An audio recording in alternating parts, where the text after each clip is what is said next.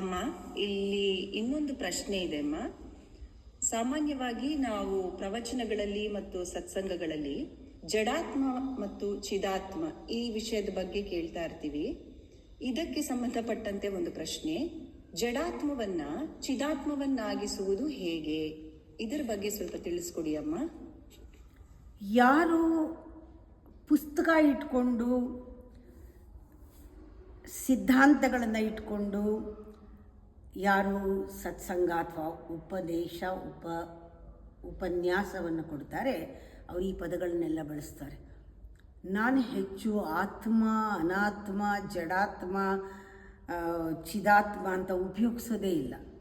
ಪುಣ್ಯ ಪಾಪ ಕೂಡ ಉಪಯೋಗಿಸಲ್ಲ. ನಾನು ಕುಕರ್ಮ ಅಧರ್ಮ ಅಂತಲೂ ಉಪಯೋಗಿಸಲ್ಲ. ಬಿಕಾಸ್ ಇದೆಲ್ಲನೂ ಕೂಡ ಸ್ಪಿರಿಚುವಲ್ ಟರ್ಮು. ಇದು ಸಾಮಾನ್ಯರಿಗೆ ಅರ್ಥ ಆಗಲ್ಲ ಅಂತ ಕೆಲವರು ಜಡಾತ್ಮ ಅಂದ ತಕ್ಷಣ ಅಯ್ಯೋ ನಮ್ಗೆ ಯಾಕೆ ಬೇಕು, ಆತ್ಮನೇ ನಂಬಲ್ಲ, ನಾವು ಜಡಾತ್ಮ ಏನು, ಆ ಥರ ಒಂದು ಕ್ರಿಟಿಸಿಸಮ್ ಬಂದ್ಬಿಡುತ್ತೆ. ಯಾಕೆಂದರೆ ಕೆಲವು ಪದಗಳು ಸ್ಪಿರಿಚುವಲ್ ಅಂತ, ಕೆಲವು ಪದಗಳು ಆಧ್ಯಾತ್ಮಿಕತೆ, ಇದು ನಮಗೆ ಸಂಬಂಧ ಇಲ್ಲ, ಅದು ಜನರಲ್ ಆಗಿ ಕಾಮನ್ ಯೂಸ್ ಇಲ್ಲ ಅಂತ ನಾವು ಅದರ ಒಂದು ಸೂಕ್ಷ್ಮಾರ್ಥವನ್ನು ತಿಳ್ಕೊಳ್ಳೋ ಆಸಕ್ತಿನೂ ಹೊಟ್ಟೋಗುತ್ತೆ. ಈ ಪದಗಳೆಲ್ಲ ನೀವು ಹೇಳ್ದಂಗೆ ಸತ್ಸಂಗದಲ್ಲೇ ಬಳಸೋದು, ಲೆಕ್ಚರರು ಹೇಳುವಾಗಲೇ ಹೇಳೋದು. ಆದರೆ ಪ್ರಾಕ್ಟಿಕಲ್ಗೆ ಬಂದಾಗ ನಾವು ನಮ್ಮ ಗುಣದ ಬಗ್ಗೆ ಇದೆ. ಇದು ಜಡ ಅನ್ನೋದು ಒಂದು ಗುಣ. ಏನು ಗುಣ ಅದು? ಜಡ ಅನ್ನೋದು, ಇನರ್ಟ್ ಅನ್ನೋದು, ತಮಸ್ ಅನ್ನೋದು, ಅದು ಸ್ಟಿಲ್ನೆಸ್ ಆಗಲ್ಲ, ಸ್ಟ್ಯಾಗ್ನೆಂಟ್ ಆಗುತ್ತೆ. ಸ್ಟ್ಯಾಗ್ನೆಂಟ್ಗೂ ಸ್ಟಿಲ್ನೆಸ್ಗೂ ಎಷ್ಟು ವ್ಯತ್ಯಾಸ ಇದೆ. ಎರಡರಲ್ಲೂ ಮೂಮೆಂಟ್ ಇಲ್ಲ. ಸ್ಟಿಲ್ ಅಂದರೂ ಮೂಮೆಂಟ್ ಇಲ್ಲ, ಸ್ಟ್ಯಾಗ್ನೆಂಟ್ ಅಂದರೂ ಮೂಮೆಂಟ್ ಇಲ್ಲ. ನಮ್ಮ ಸ್ಟ್ಯಾಗ್ನೆಂಟ್ ಅಂದ ತಕ್ಷಣ ಪದ ಅದು ಬಹಳ ಕಾಮನ್ ಲ್ಯಾಂಗ್ವೇಜ್. ಕಟ್ಕೊಂಡಿರೋದು, ಎಲ್ಲೋ ಹೋಗ್ಬಿಟ್ಟು ಎಲ್ಲ ಶೇಖರಿಸಿ ಕಟ್ಕೊಂಡಿರೋದು ಅಂತ ಬರುತ್ತೆ. ಸ್ಟ್ಯಾಗ್ನೆಂಟ್ ವಾಟರ್ ಅಂತೀವಿ. ಎಲ್ಲ ಕಲ್ಮಶಗಳೆಲ್ಲ ಸೇರ್ಕೊಂಡಿರೋದು, ಕೂಡ್ಕೊಂಡಿರೋದು ಅಂತ ಬರುತ್ತೆ. ಅದು ಜಡ ಆಗುತ್ತೆ, ಅದು ಕ್ರಿಸ್ಟಲೈಸ್ ಆಗುತ್ತೆ. ಅದೊಂಥರ ಪಾಚಿ ಕಟ್ಕೊಳ್ಳೋದು ಸ್ಟ್ಯಾಗ್ನೆಂಟ್ ಅಂದರೆ. ಯಾವತ್ತೂ ಕೂಡ ನೀನು ಮೂಮೆಂಟಲ್ಲಿ ಇರಬೇಕು ಅಂತ ಹೇಳ್ತೀವಿ. ಅಲ್ಲಿ ಹೇಳ್ತೀವಿ ಡೈನಮಿಕ್ ಅಂತ ಹೇಳ್ತೀವಿ. ಡೈನಮಿಸಮ್, ಸ್ಟ್ಯಾಟಿಕ್ ಆ್ಯಂಡ್ ಡೈನಮಿಕ್ ಅಂತೇಳಿ. ಸ್ಟ್ಯಾಟಿಕ್ ಅಂದರೂ ಕೂಡ ಸ್ಟ್ಯಾಗ್ನೆಂಟ್ ಅಂತಲೇ ನಾವು ಮಾತಾಡುವಾಗ, ಡೈನಮಿಕ್ ಅಂದರೆ ಮೂಮೆಂಟ್ ಅಂತ ಮಾತಾಡ್ತೀವಿ. ಅದೇ ಥರನೇ ನಾವು ಕ್ವಾಲಿಟಿನ ನೋಡುವಾಗ ನಮ್ಮಲ್ಲಿ ಜಡ ಅಂದರೆ ಒಂದು ಮೂಮೆಂಟ್ ಇಲ್ಲಿರೋದು, ಸ್ಟಿಲ್ನೆಸ್ ಅಲ್ಲೂ ಮೂಮೆಂಟ್ ಇಲ್ಲ. ಸ್ಟಿಲ್ನೆಸ್ನಲ್ಲಿ ಒಂದು ರೀತಿ motivation without movement. You are moving but you are not moving. ನೀನು ಇರ್ತೀಯ, ಹೀಗೇ ಹೋಗ್ತಾ ಇರ್ತೀಯ, ಮೂಮೆಂಟ್ ಇಲ್ಲ, ಬಟ್ ನೀ ಇಲ್ಲಿರ್ತೀಯ, ಇನ್ನೊಂದು ನಿಮಿಷ ಇನ್ನೆಲ್ಲೋ ಇರ್ತೀಯ, ಇನ್ನೊಂದು ನಿಮಿಷ ಎಲ್ಲೋ ಇರ್ತೀಯ, ಎಲ್ಲೋ ಇರ್ತೀಯ. It's a leap without jump. You are here, next moment you are not here, you are there. Such a leap. That is a motionless motion. Moment ಇಲ್ಲದೆ ಅದು ಸ್ಟಿಲ್ನೆಸ್ನಲ್ಲಿರುತ್ತೆ. You are still, but inside there is a energy movement. You can feel that energy is moving. ಇಲ್ಲಿ ಎಲ್ಲೂ gap ಇರಲ್ಲ, ಆ ಥರ ಒಂದು moment ಇರುತ್ತೆ, ಸ್ಲೋ ಮೂಮೆಂಟ್. ಅದು ಕಣ್ಣಿಗೆ ಕಾಣಿಸೋದೇ ಇಲ್ಲ. ಇವಾಗ ಒಂದು ಮಗು ಹೇಗೆ ಬೆಳೀತು ಅಂತ ಕಣ್ಣಿಗೆ ಕಾಣೋದೇ ಇಲ್ಲ. ಹಾಗೆ ಹುಟ್ಟಿದ ಮಗು 3 ತಿಂಗಳಲ್ಲಿ ಹೆಂಗೆ ಬೆಳೆದಿರುತ್ತೆ ಅಂದರೆ, ಹೇಗೆ ಬೆಳೀತೋ ಕಣ್ಣಿಗೆ ಕಾಣಲಿಲ್ಲ, ಅದೇ ದೊಡ್ಡದಾಗ್ತಾ ಇರುತ್ತೆ, ದೊಡ್ಡದಾಗೇ ಹೋಗುತ್ತೆ. ಕೆಲವು ವರ್ಷಗಳು ಬೆಳೆಯೋದೇ ಗೊತ್ತಾಗಲ್ಲ, ಕೆಲವು ವರ್ಷಗಳು. ಆಮೇಲಿಂದ ವಯಸ್ಸಾಗಿಬಿಟ್ರೆ ಒಂದೊಂದು ದಿವಸನೂ ನೀವು ವಯಸ್ಸಾಗಿದ್ದು ಗೊತ್ತಾಗುತ್ತೆ. ಒಂದು ವಯಸ್ಸಾಗೋವರೆಗೂ ಹೇಗಾಯಿತು ಅಂತ ಗೊತ್ತಾಗಲ್ಲ. ಆ ಯೌವನ ದಾಟದ ಮೇಲೆ ಮುಪ್ಪು ಪ್ರತಿ ದಿವಸ ಮುಪ್ಪಾಗೋದು ಕಾಣಿಸುತ್ತೆ. ದಟ್ ಡಿಫ್ರೆನ್ಸ್ ಕಾಣುತ್ತೆ. ಹೀಗೆ ನಾವು ಮೂಮೆಂಟನ್ನು ನೋಡಬೇಕು. ಹಾಗೆ ನೋಡಿದಾಗ ಜಡ ಯಾವುದು ಅಂದರೆ ತಮಸ್ಸು, ತಮೋಗುಣ. ಕೆಲವರಿಗೆ ಕೂತ್ ಕಡೆಯಿಂದ ಏಳಕ್ಕೆ ಇಷ್ಟ ಇಲ್ಲ, ಮನಸ್ಸಿಲ್ವೇ ಇಲ್ಲ. ಅದೇನು ರಿಲ್ಯಾಕ್ಸೇಷನ್ ಅಲ್ಲ, ಆಗಲ್ಲ ಏಳಕ್ಕೆ. ಮೈಂಡ್ ಆ್ಯಕ್ಟಿವೇ ಇಲ್ಲ. ಮೈಂಡ್ ಅಷ್ಟು ಪ್ಯಾಸಿವ್ ಮೈಂಡ್ ಪ್ಯಾಸಿವ್ ಆಗಿ, ಮೈಂಡ್ ರಿಜಿಡ್ ಆಗಿ, ಬಾಡಿ ರಿಜಿಡ್ ಆಗಿ ಹೋಗಿದೆ. ಬಾಡಿ ಅಲ್ಲಾಡಲ್ಲ. ಬಾಡಿನಲ್ಲಿ ಎಲ್ಲವೂ ಕೂಡ ಒಂಥರ ಈಗ ಮುರಿದ್ರೆ ಮುರಿದೋಗುತ್ತೆ, ಆ ಥರ. ಅಂಥವ್ರಿಗೇನೇ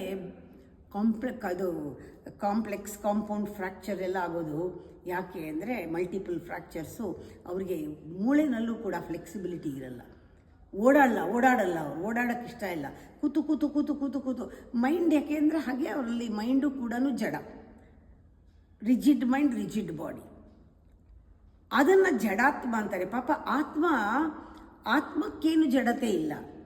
ಆತ್ಮ ಈಸ್ ಯಾವಾಗಲೂ ಆ್ಯಕ್ಟಿವ್, ಡೈನಮಿಕ್, ಯಾವಾಗಲೂ ಅದಕ್ಕೆ ಆವರಿಸ್ಕೊಳ್ಳೋದು ಸ್ವಭಾವ.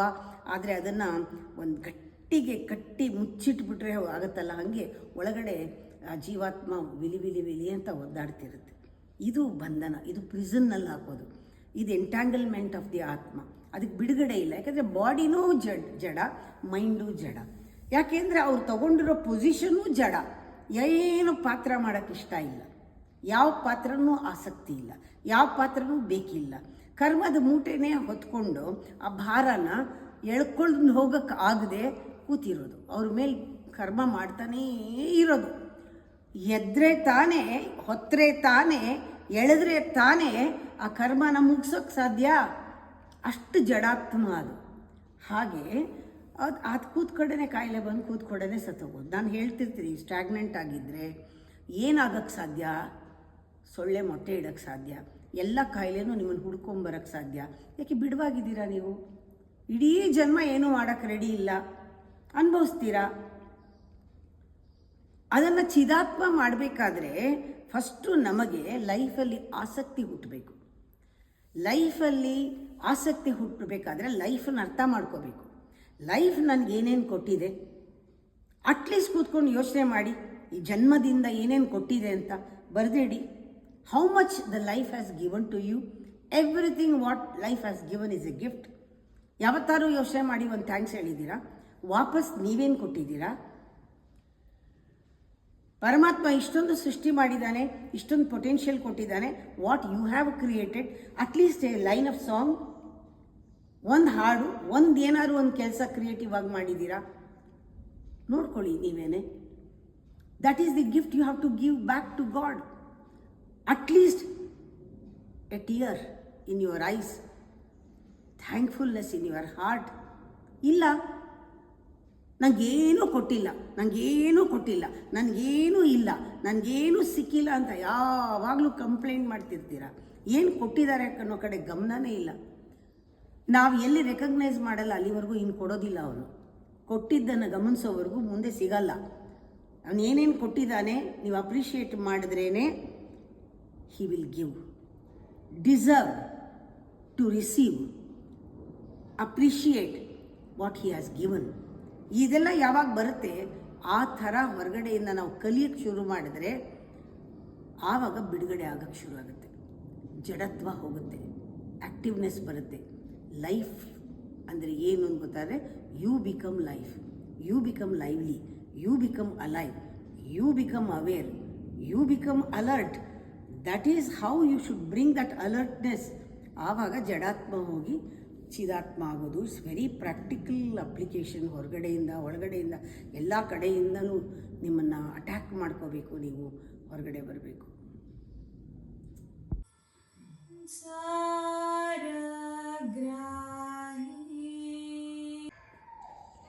ಮುಂದಿನ ಪ್ರಶ್ನೆ, ಸಂಬಂಧದಲ್ಲಿ ಸೂಕ್ಷ್ಮತೆ ಹೇಗೆ ಬೆಳೆಸಿಕೊಳ್ಳುವುದು, ಇದರ ಬಗ್ಗೆ ಸ್ವಲ್ಪ ವಿವರವಾಗಿ ಹೇಳಿ ಅಮ್ಮ. ಸೂಕ್ಷ್ಮತೆ ಬೆಳೆಸಿಕೊಳ್ಳುವುದು, ಬೆಳೆದಿದ್ದೆಲ್ಲ ಕಟ್ ಮಾಡಿ ಎಸೆಯೋದು. ಸೂಕ್ಷ್ಮತೆ ಇರೋದು, ಬೆಳೆಸ್ಕೊಂಡಿದ್ದೆಲ್ಲನೂ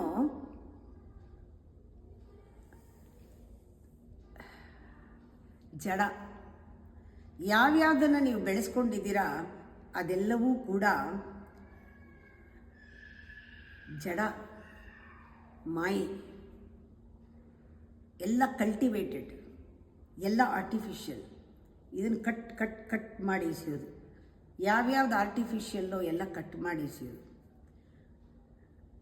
ಯಾವುದು ಅಸ್ಥಿರವೋ, ಯಾವುದು ಅನಿತ್ಯವೋ, ಯಾವುದಕ್ಕೆ ಶಾಶ್ವತತೆ ಇಲ್ಲವೋ, ಯಾವುದು ಪ್ರಾಪಂಚಿಕವೋ, ಯಾವುದು ಬರೀ ಇಂದ್ರಿಯ ಗ್ರಹಿಸೋದೋ, ಯಾವುದು ಮನಸ್ಸು ಪರ್ಸೀವ್ ಮಾಡೋದು, ಯಾವುದು ಅಹಂಕಾರ ಮುಟ್ಟೋದು, ಎಲ್ಲವೂ ಸ್ಥೂಲ, ಯಾವುದು ಶಾಶ್ವತ ಅಲ್ಲ. ಇದನ್ನೆಲ್ಲ ಬೆಳೆಸ್ಕೊಂಡಿದ್ದೀರಲ್ಲ, cut cut cut cut all the branches, cut cut. ಆವಾಗ ನಿಮಗೆ ಗೊತ್ತಾಗುತ್ತೆ ಇದೆಲ್ಲನೂ ಹೊರಗಡೆ ಬೆಳೆಸ್ಕೊಂಡಿರೋದು. ಸೂಕ್ಷ್ಮ ಎಲ್ಲಿದೆ? ಸೂಕ್ಷ್ಮ ಈಸ್ ಆಲ್ರೆಡಿ ದೇರ್. ನೀವು ಬೆಳೆಸ್ಕೊಳ್ಳೋದಲ್ಲ ಅದು. ಇದನ್ನೆಲ್ಲ ತೆಗೆದುಹಾಕಿದಾಗ ಉಳಿಯೋದೇ ಸೂಕ್ಷ್ಮತೆ. What remains is the subtlety, what remains is the truth, what remains ಶಾಶ್ವತವಾಗಿ ಉಳಿಯೋದೇನಿದೆ ಅದು ಸೂಕ್ಷ್ಮ. ಇದನ್ನೆಲ್ಲ ಸ್ಥೂಲ. ಸೂಕ್ಷ್ಮ ಇರೋದು, ಇರುವಿಕೆ ಇರಬೇಕು. ನಾವು ಮಾಡಿ ಸಂಪಾದಿಸಿದ್ದೆಲ್ಲ ಕೊಟ್ಬಿಡ್ಬೇಕು, ಬಿಟ್ಬಿಡಬೇಕು, ಕತ್ತರಿಸಿ ಹಾಕ್ಬಿಡ್ಬೇಕು, ಬಿಡ್ತಾ ಬರಬೇಕು.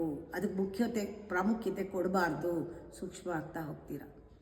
ಹಾಗೆ ಅಂತ ನೀವು ಅದರಿಂದ ಬಿಟ್ಟು ಓಡೋಗ್ಲಿ ಅಥವಾ ಅದನ್ನು ಕಿತ್ತಾಕಿ ಅಂತಲ್ಲ. Don't give importance. ಪ್ರಾಧಾನ್ಯತೆ ಇಲ್ಲ, no priority. First priority is ಸೂಕ್ಷ್ಮತೆ. ಫಸ್ಟ್ ಪ್ರಯಾರಿಟಿ ಇದು ನಿನ್ನ ಒಳಗಿರೋದಕ್ಕೆ. ವ್ಯಾಲ್ಯೂ ಇದಕ್ಕೆ ಕೊಡು, ಅದಕ್ಕೆ ಕೊಡಬೇಡ. ಅದು ಇರ್ಪಾಡಿಗೆ ಅದು ಇರುತ್ತೆ, ಹೋಗುತ್ತೆ. ಅದು ಬೇಕಾ ಉಪಯೋಗಿಸ್ಕೊ, ಬೇಡವಾ ಬಿಡು. ಅದೇನು ಮುಖ್ಯ ಅಲ್ಲ. ಅದು is not at all important, not that important. It is there, fine. ಆವಾಗ ಏನಾಗುತ್ತೆ, ಇನ್ನೂ ಒಂದು ಲೆವೆಲ್ನಲ್ಲಿ ಯಾವ್ಯಾವುದು ಸ್ಥೂಲ ಅಂದ್ಕೊಂಡಿದ್ರೋ ಅದರ ಗರ್ಭದಲ್ಲಿ ಸೂಕ್ಷ್ಮ ಕಾಣೋಕ್ಕೆ ಶುರುವಾಗುತ್ತೆ. ಸೂಕ್ಷ್ಮ ಎಲ್ಲ ಕಡೆನೂ ಇದೆ, ಅದರ ಗರ್ಭದಲ್ಲೇ ನೋಡ್ತೀರ. ಯಾವುದು ಸ್ಥೂಲ ಅಂದ್ಕೊಂಡಿದ್ದೀರಾ ಅದನ್ನು ಸುಮ್ಮನೆ ಜರುಗಿಸಿ ಸೂಕ್ಷ್ಮ ಕಾಣುತ್ತೆ. ಅದನ್ನು ಹಿಡ್ಕೋತೀರ, ಅದನ್ನು ಇಷ್ಟಪಡ್ತೀರಾ, ಇದು ಬಿದ್ದೋಗುತ್ತೆ.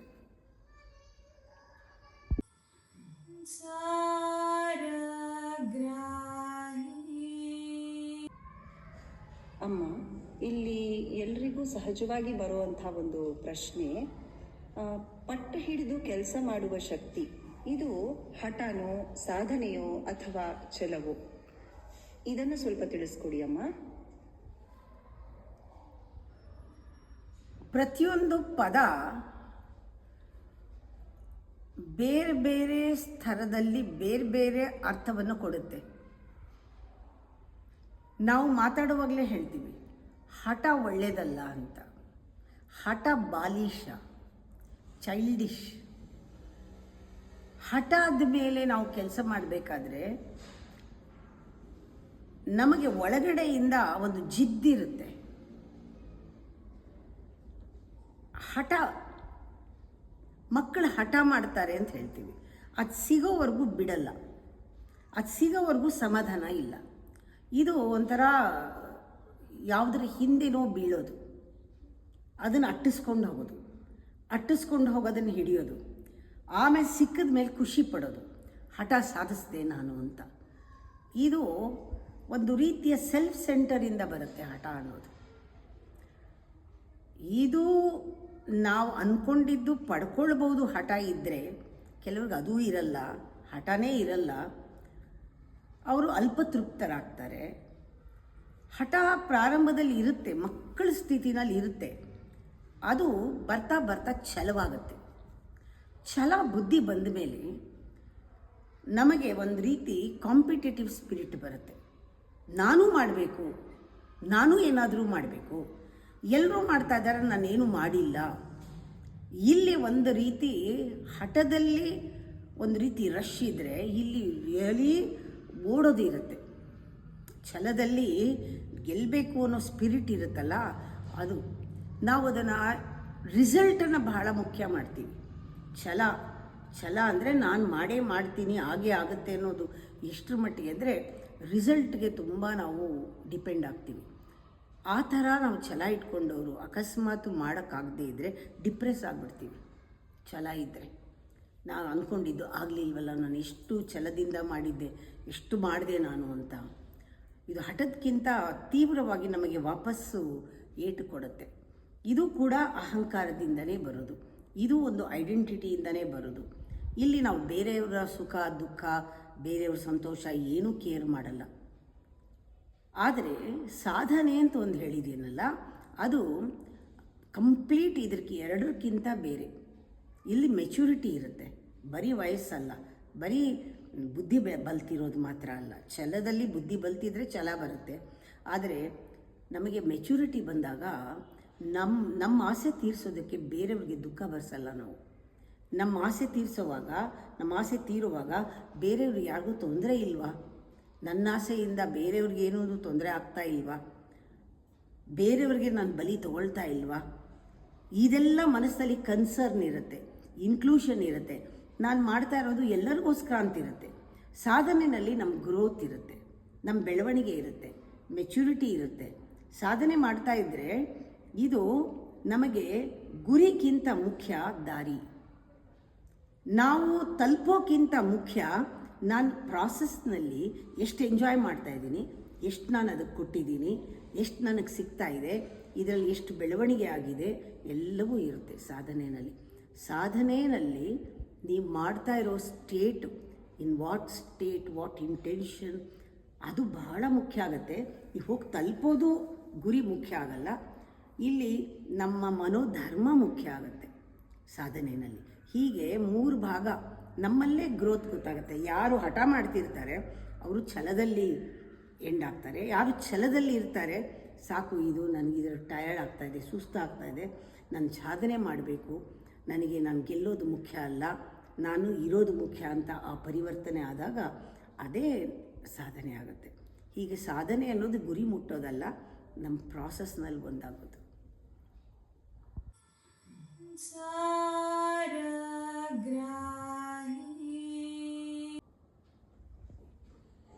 ಈಗ ಬುದ್ಧಿವಂತರು ಅಂತ ಅನ್ನಿಸ್ಕೊಂಡವರು ಕೂಡ ಸಣ್ಣದ್ರಲ್ಲೂ ಮೋಸ ಹೋಗ್ತಾರೆ. ಅದು ಹೇಗೆ ಅಮ್ಮ? ಬುದ್ಧಿವಂತರು ಯಾರು? ಬುದ್ಧಿ ಇರೋರೆಲ್ಲನ ಎಲ್ಲರಿಗಿಂತ ಬುದ್ಧಿ ಜಾಸ್ತಿ ಇರೋರ, ಸ್ಮಾರ್ಟ್ ಆಗಿರೋರ, ಕ್ಲೆವರ್ ಆಗಿರೋರ, ವಿವೇಕ ಇರೋರ? ಇದು ನಾವು ಯೋಚನೆ ಮಾಡಬೇಕು. ಸುಮ್ಮನೆ ಬುದ್ಧಿವಂತರು ಅನ್ನಬಾರ್ದು. ಹಿಂದಿನ ಕಾಲದಲ್ಲಿ ಯಾರಿಗೆ ದುಡ್ಡಿದೆ, ಯಾರು ಸ್ವಲ್ಪ ತಿಳ್ಕೊಂಡಿದ್ದಾರೆ ಅವ್ರನ್ನ ಬುದ್ಧಿ ಅಂತಲೇ ಕರೆಯೋರು. ಬುದ್ಧಿ ಅಂದರೆ ಬುದ್ಧಿ ಇರೋರು ಅಂತ, ಓದಿರೋರು ಅಂಥವ್ರನ್ನೆಲ್ಲ ಸ್ವಲ್ಪ ತಿಳ್ಕೊಂಡ್ರೆ ಏನು ಬುದ್ಧಿ ಅನ್ನೋರು. ಅದು ಸಂಬೋಧನೆ ಆಗಿಬಿಟ್ಟಿತ್ತು.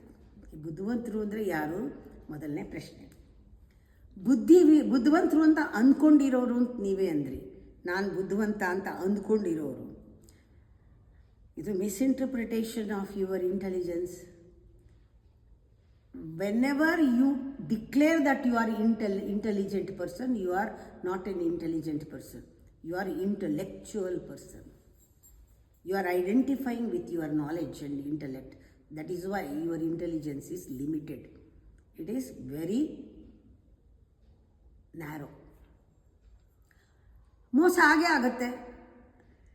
If you are intellectual, your intelligence is blocked and very narrow. ನಿನಗೆ ಮೋಸ ಆಗಲೇಬೇಕು. ನೀನೇ ಮೋಸ ಮಾಡ್ಕೊಂಡಿದ್ದೀಯ, ನಿನಗೆ ಬುದ್ಧಿ ಇದೆ ಅಂತ, ಅದಕ್ಕೆ ಮೋಸ ಆಗೇ ಆಗುತ್ತೆ. ನೀನು ಮೋಸ ಮಾಡ್ತಾ ಇರ್ತೀಯ, ನಿಂಗೆ ಮೋಸ ಆಗದೆ ಇನ್ಯಾರಿಗೆ ಮೋಸ ಆಗಬೇಕು? ನೀನೇ ಮೋಸ ಮಾಡ್ಕೊಳೋವಾಗ ಬೇರೆಯವ್ರು ಮೋಸ ಮಾಡೋದ್ರಲ್ಲಿ ಏನಿದೆ? If you are a wise person, it is more than intelligence, pure Shuddha Buddhi. It is not polluted intelligence. It is full of jnana, wisdom. Such intelligence nobody can manipulate. ಮೋಸ ಆಗಕ್ಕೆ ಸಾಧ್ಯವೇ ಇಲ್ಲ, ಮೋಸ ಮಾಡೋಕ್ಕೆ ಆಗದೇ ಇಲ್ಲ ಅವ್ರನ್ನ. ಮೋಸ ಆಗ್ತಿದ್ರೆ ನೀನು ಸರಿಯಿಲ್ಲ ಅಂತ. ನಿಂಗೆ ಮೋಸ ಆಗಕ್ಕೆ ಸಾಧ್ಯವೇ ಇಲ್ಲ. Nobody can manipulate. If you are pure intelligent person, you will sense and you will be careful, and you will see that nothing will happen to you because God is with you.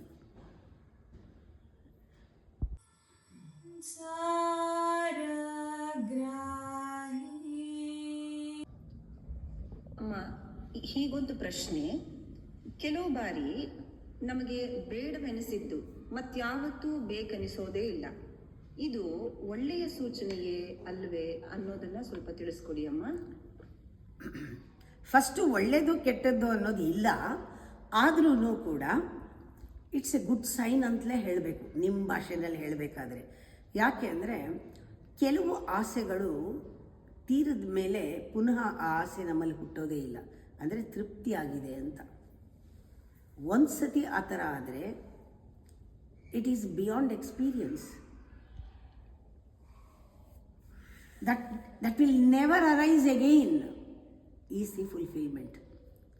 The desire ಎಷ್ಟು ತೃಪ್ತಿ ಆಗಿದೆ ನಮಗೆ ಅಂದರೆ ಇನ್ನೊಂದು ಸತಿ ಅದು ಬರಲ್ಲ, ಆ ಆಸೆ ಬರಲ್ಲ. ಆವಾಗ ತೃಪ್ತಿ ಆಗಿದೆ ಅಂತ ಅರ್ಥ. ದಟ್ ಕಂಟೆಂಟ್ಮೆಂಟ್ ಅದು. ಆವಾಗ ನಿಮಗೆ ಇನ್ನೊಂದು ಸತಿ ಬರೋದ್ರೆ ನಿಮಗೆ ತೃಪ್ತಿ ಆಗಿರೋ ಸ್ಥಿತಿ ತೋರಿಸ್ತಾ ಇರೋದ್ರಿಂದ ಇಟ್ಸ್ ಎ ಗುಡ್ ಸೈನ್. ಅದೇ ಥರನೇ ಎಲ್ಲಿಂದ ತೃಪ್ತಿ ಆಗಿದೆ ನಿಮಗೆ? ತಿಂದು ತಿಂದು ತಿಂದು ತಿಂದು ಸಾಕಪ್ಪ ಅಂತ ಬೇಜಾರಾಗಿದೆಯಾ? ಇನ್ನು ತಿನ್ನಬಾರ್ದು, ಇನ್ಯಾವತ್ತೂ ಜನ್ಮದಲ್ಲಿ ತಿನ್ನಲ್ಲ, ಅಷ್ಟು ತಿಂದ್ಬಿಟ್ಟಿದ್ದೀನಿ, ಅದಲ್ಲ. ಆ ತೃಪ್ತಿ ಹೇಳ್ತಾ ಇಲ್ಲ ನಾನು. ನಿಮಗೆ ಒಳಗಿಂದ ದಟ್ ಕಂಟೆಂಟ್ಮೆಂಟ್ ಅನ್ನೋದು, ಫುಲ್ಫಿಲ್ಮೆಂಟ್ ಅನ್ನೋದು ಒಳಗಿಂದ ಆಗಿದೆ ನಿಮಗೆ. Desireless state is inside you. It is not desire ಇಲ್ಲ ಅಂದರೆ ನಂಗೆ ಇದಿಲ್ಲ, ನಂಗೆ ಜಾಮೂನ್ ಸಾಕಾಗಿದೆ, ನನಗೆ ಜಹಾಂಗೀರ್ ಬೇಕು, ನಂಗೆ ಜಹಾಂಗೀರ್ ತಿಂದು ಸಾಕಾಗಿದೆ, ಯಾವ ಜನ್ಮದಲ್ಲಿ ತಿಂದಿದ್ದೀನೋ ಅದನ್ನು ಕಂಡ್ರೆ ಆಗಲ್ಲ, ನಂಗೆ ಪಾಯಸ ಬೇಕು ಅಂತಲ್ಲ. If you change your desire, it is not fulfilment. ಇನ್ನು ಜೀವನದಲ್ಲಿ ಪಾಯಸ ಬೇಡವೇ ಬೇಡ, ಅದಲ್ಲ. ಅಂದರೆ ಅರ್ಥ ನನಗೆ ಬೇಡ ಅಂತ ಬರೋದಲ್ಲ, ಅದು ಬಿಟ್ಟು ಹೋಗಿದೆ.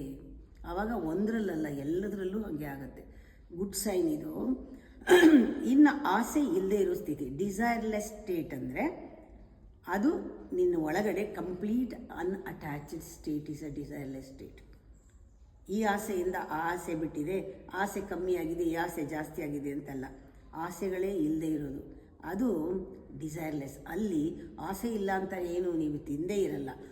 ಇದ್ದರೂ ಓಕೆ, ಇಲ್ಲದೆ ಇದ್ದರೂ ಓಕೆ, ತಿಂದರೂ ಸರಿ, ತಿಂದೇ ಇದ್ದರೂ ಸರಿ, ಕೊಟ್ರಾ ಸರಿ, ಕೊಡಲಿಲ್ಲ ಸರಿ, ಅದು ಸರಿ, ಇದು ಸರಿ, ಇದು ತೃಪ್ತಿ. ಸಾರಗ್ರಾ